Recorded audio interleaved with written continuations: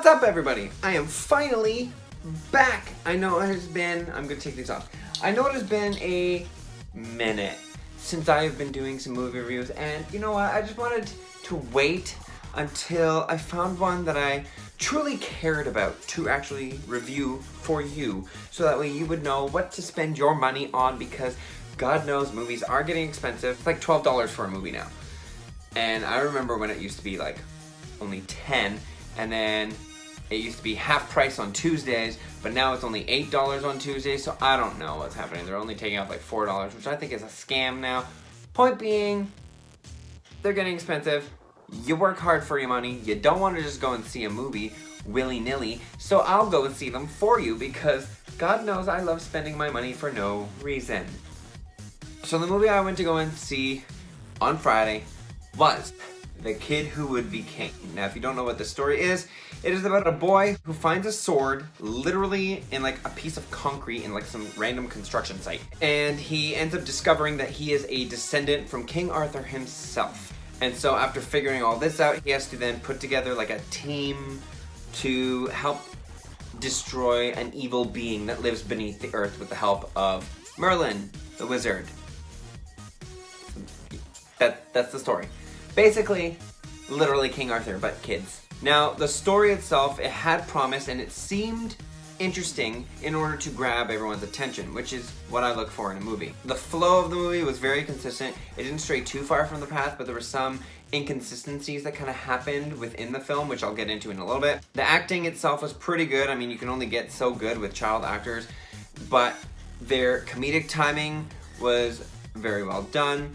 Their emotional status in certain scenes and about certain topics were pretty spot on for what a child should feel of this age. The story was told effectively, and it was pretty straightforward. However, the conflict of the story wasn't that intense or extravagant as I would have liked it to be. Like, there was one scene kind of near the end where you think it's like the final battle, and it just kind of like happens and it's done within, no lie, like a minute. And it ended, I was like, really? That's it? That can't be it. Please tell me this isn't it. Now, luckily it wasn't it, but the real final battle itself still wasn't that great. They may have dragged it on a little bit for like an extra 4 minutes, but it still wasn't as big as it should have been or could have been. With other films, Lord of the Rings, for example, Harry Potter, those were huge, drawn-out battles that seemed to last forever, but they still kept your attention. This one was, here's the big battle, gone, done, it's now solved. Merlin, as a character, was almost next to useless the entire time. He would barely use magic, and when he did, it was whatever that is. I don't know what. He did a lot of that. I don't know what that means, but for some reason, he was able to do the same movements to either control someone's mind and make them do things, or to duplicate items. So he has just one spell that can do everything.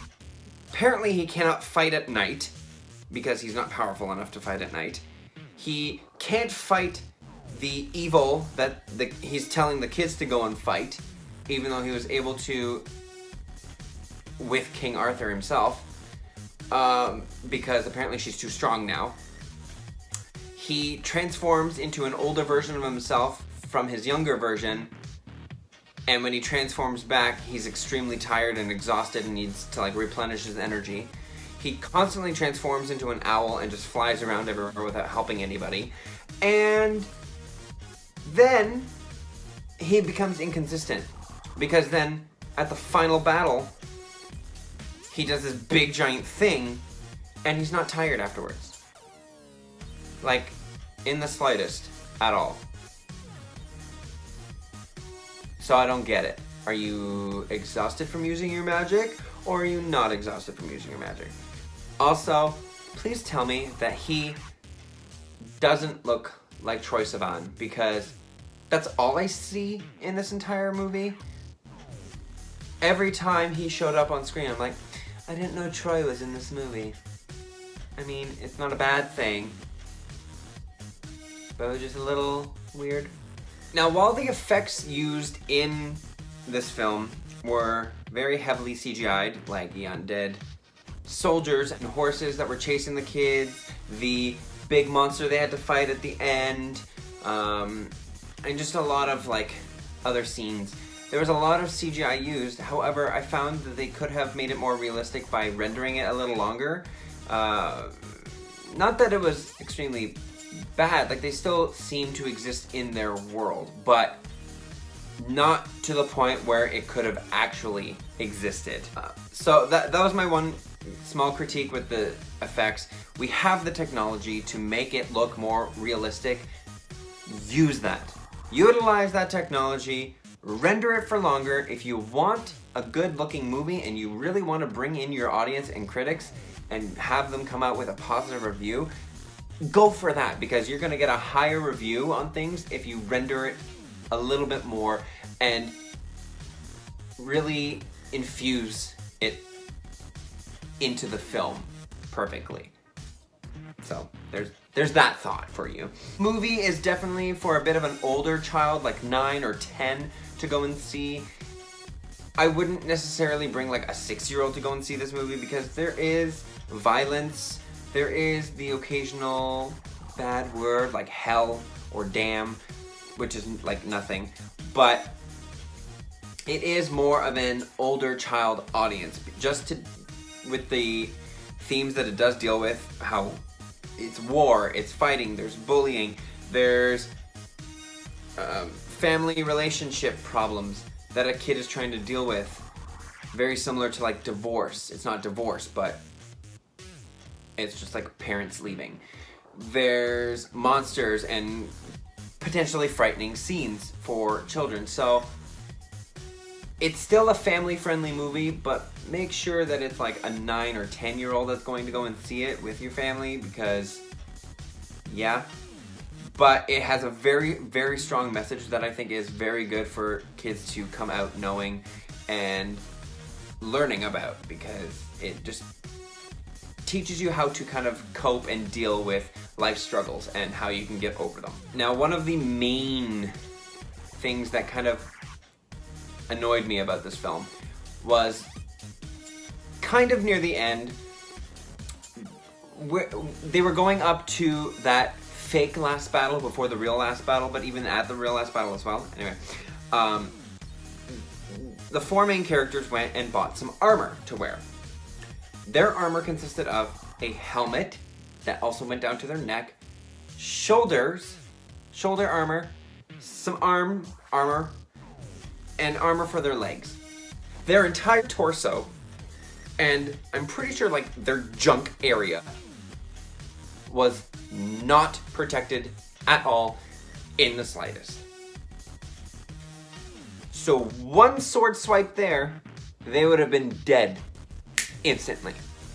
That's another thing. This is a war movie. I'm not looking to see kids getting mutilated, cut in half, stabbed and ripped apart, beheaded. No, I'm not looking for that. But a scratch across the face, a scratch across the chest. You have an unprotected chest. Get it scratched. You have like a friggin' school of like 300 kids all fighting these undead flaming skeletons on flaming horses. You're telling me they can all do gymnastic movements and friggin' fly out of the way? No way. Not in any realistic realm. No. At least 5 of those children would have come out either murdered or brutally injured in the real world. But this is movie magic, so I guess you can't hurt a child aside from pushing him over and making him have a scratch on his face at the beginning. But other than that, and emotionally, you can hurt them emotionally. That was my main critiques. And the fact that when they're preparing for the final battle with this school of 300 kids, they have only 2 hours, in order to knight everybody in order for them to see all the evil creatures that are about to invade their realm. They have to then put on the armor, duplicate the armor. They have to booby trap the entire school. And they have to train fighting. How is that possible in only 2 hours? That is what I would like to know. No one can learn how to fight in 2 hours at all, perfectly, and be able to dodge things that have been around since like ancient times, who already know how to fight extremely well. So, what?